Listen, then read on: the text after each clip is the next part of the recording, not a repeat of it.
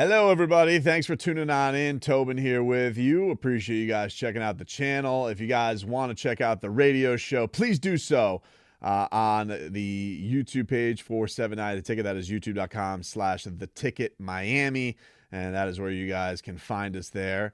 Lots of fun action going on there. Myself, Leroy, Marcos, J-Fig, all the hijinks that are going on there, you guys can find. I will put the link in the description. Subscribe over there. Subscribe over here. Got all that going together. This week was the last week of Dolphins off-season workouts as they got going in the OTAs, the whole shebang that's going on over there, as the Miami Dolphins wrapped up under the regime of Mike McDaniel. And it was fun. I made it out to probably I want to say the first week you could go to a multiple. I went to one. I think I went to one over the last 4 weeks. The only one I missed going to, I missed the minicamp day where Tua hit the couple bombs to Tyree, which I was bummed out about because I went to bland offense day. I didn't go to good offense day. I went to days where things were kind of working themselves out. But it's always fun going and check out the experience. I really out of most things because there's so many things as football camps are going on, especially when there's no pads on. There's not a ton. There's not a ton of value in things because they're just working so many things out. They're trying to learn so many things. But I did find some things that I do like out of all this OTAs being together and whatnot. I did find a bunch of things that I found very, very useful and what I'm looking forward to. I think it was mostly what did I come away from OTAs that I think is going to be beneficial to the team, and what do I think is going to be a big deal going into training camp. The number one, so I put a list together, 5 things that I think I found to be the best part of OTAs. Number 5 is just basically as a generic, the defense being all back together. The Javon Holland talked about this over the last session of the last media session, talking to reporters, just what he thinks that continuity is going to bring to the Dolphins. And everybody really spoke about what they think how beneficial this is going to be. But I think a lot of people are excited for Snowman, what he's going to bring to the table because of what a dynamic rookie season he had, how much versatility that he showed, how much, I think we see the personality that the kid has, that this is a guy who just kind of exudes leader and being able to take all that responsibility that's going to come with being one of the real quarterbacks of the defense, if you will. And he just seems to make impact plays all over the place. Ball hawk, NFTF, total nose for the football. And, the idea that they are bringing back everybody, between bringing back Agua, bringing back the whole front 7, no contract issues with Xavier Howard. I think the only real piece of drama that's going to be interesting is, are they going to get anything out of Noah Igbenogany? And I think that's just a drama in sense of he is a first-round pick. And I think at this point, if you're a Dolphin fan and you're looking at Noah, you're probably just thinking, if they get anything out of him, gravy. If they don't, I've kind of accepted it is what it is. And then where are health things going to be with Byron Jones? Because there was a little bit of rumblings out there that they were looking at new cornerbacks. They were going another direction, and then he got hurt. And so they're kind of in this spot where it seems like he's for sure going to be back. Now, it doesn't seem like he's going to miss time, but I think that's probably, if you're looking at looming questions over there. I know people have had worries about the linebacking core and all that type of stuff. Did they do enough? But the idea that they are having everybody kind of stay in the same system, I do think helps that a little bit. Other thing that I loved about this, 4th thing that I loved the most about OTAs was player of the day. I loved the orange jersey. I loved getting to hear the show tunes when Christian Wilkins won it. A lot of defensive guys up front winning the award, which I don't, must have been just mauling people up front with the no jerseys. Although I will say, Robert Hunt said the no pads thing. He's like, you know what? No pads is a little bit underrated. We were getting after it.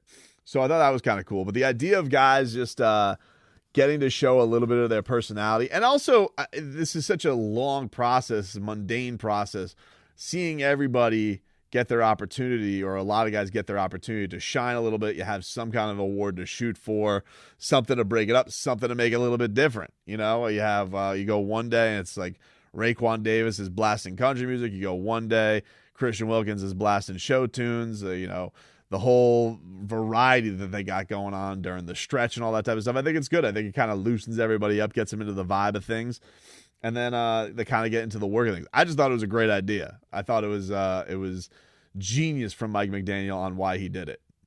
I mean, unintended consequence, but I think there's multiple winners in the whole process. But I think the guys, they definitely respect the players that have been given it, and it's something you can tell this team's full of competitors, because they even within one's position group, the second one guy receives it, it seems to lift up the rest of level of play from that group. Yeah, anything that could really help, right? Like it seems like, especially in an off season, you're trying to get everybody kind of going in that direction. So I loved it. I thought that was a fantastic thing that they put together. The other thing that I liked, third thing I'm putting on this list, countdown-wise, number 3, Tyree and Jaylen Waddle, just as a tandem together, I think is going to be unbelievably fun. I love seeing those guys interact.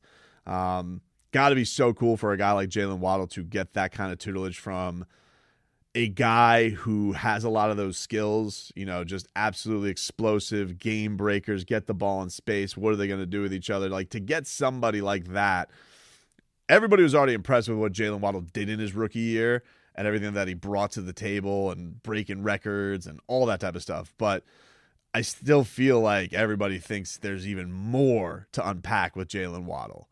You heard when McDaniel was on with Levitt how excited he was for Jaylen Waddle. Now you add on top of the fact that you have one of the best receivers in the league who also is, small in stature, but does a lot of these dynamic in space explosive things. Now you got 2 of them. So imagine having somebody on your crew who is the best at that, and then a guy who is an up-and-comer who can also do a lot of that stuff.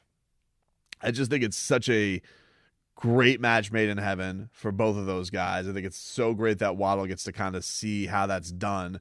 See what Tyreek Hill, how different is the speed? I don't know. It's tough to know what the difference is. I don't want them to race. I've already made myself clear. I don't want any wide receiver race going on between each other. But the idea that they each get the opportunity to that the young fella gets to learn from Tyreek Hill in this situation is, to me, absolutely fantastic. That he is going to go out here and get this kind of tutelage from Tyreek Hill, which we obviously know, look, they've been needing dynamic weapons, and that's obviously going to have a trickle down on Tua Tagovailoa and all that type of stuff. But I just think for Waddle's growth, so much of it is about, Tua, and getting 2 of these weapons, and what's it mean for Tua's development? What does it mean for Waddle's development? Because we already are psyched for what Jaylen Waddle can be and what he's going to bring to the table and all that type of stuff.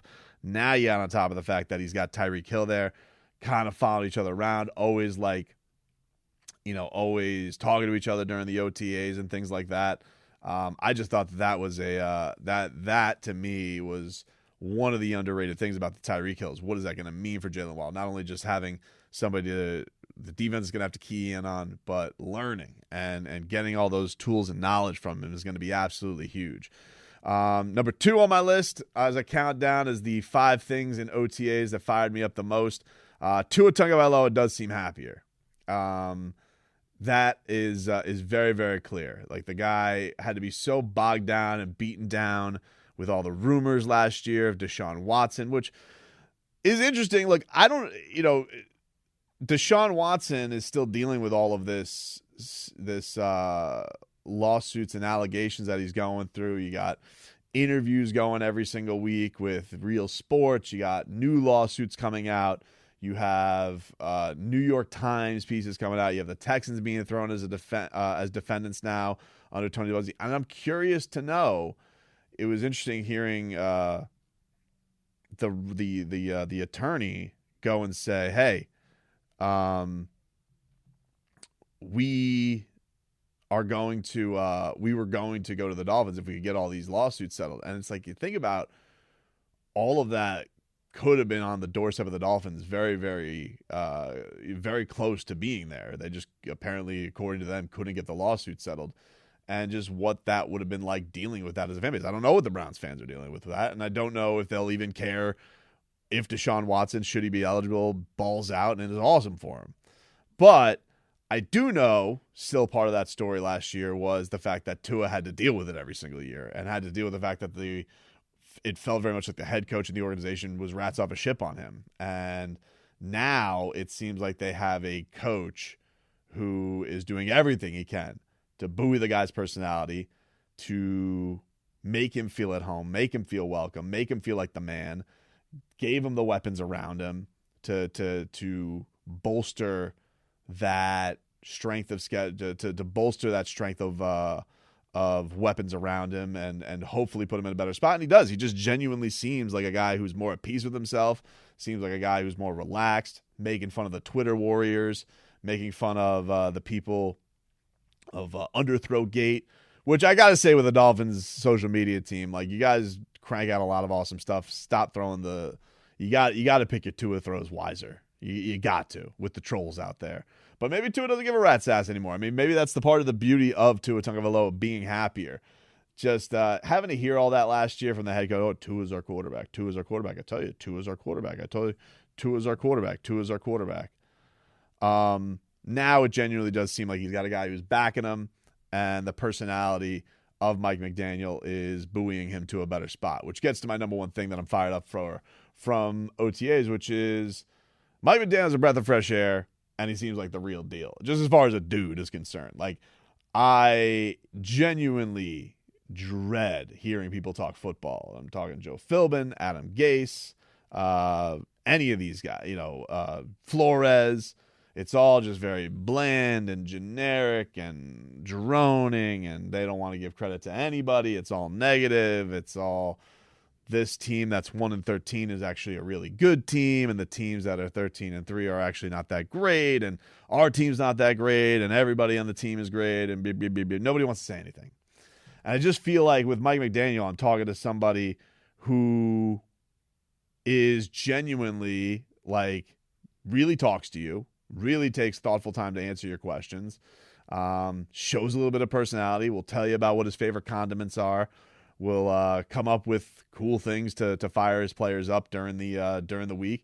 And I like watching him in action, like, just kind of seeing him interact with his players. Just seems to have a real bounce for it. They all seem to really, I mean, everybody raves about him.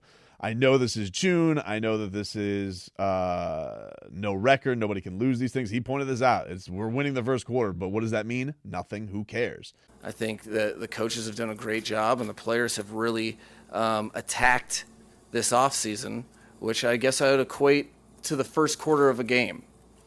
I'm comfortable to say the way they've worked, feel like we have a lead in the first quarter. What does that mean? Nothing. There's how many games are you winning in the first quarter that you lose, and vice versa. So we've positioned ourselves to compete at a standard that we've said from the beginning that we want to compete at. Yeah, super positive. I love that. And then also made a point, like, listen, the number one thing that he wants is everybody has to be not just in shape, but training camp shape coming in. Like, and I'm sure he realizes how brutal the conditions are going to be down here, and that he's going to need these guys to not be vulnerable to small tissue things and things that could happen of that nature. So for me, Mike McDaniel being a breath of fresh air was the number one thing I was really fired up for. We loved all the viral memes. We loved all that stuff. I think this is genuine. I think this guy is going to be fun to cover. I think he's going to be a fun coach to have. Hopefully the record bears it out. Very curious to see what this looks like and what his offense is going to bring to the table. But, yeah, man. Defense being back together. Loved player of the day. Tyree killed Jaylen Waddle seems awesome. Tua seems happier. And Mike McDaniel being a breath of fresh air. Those are the things that I really love from OTAs.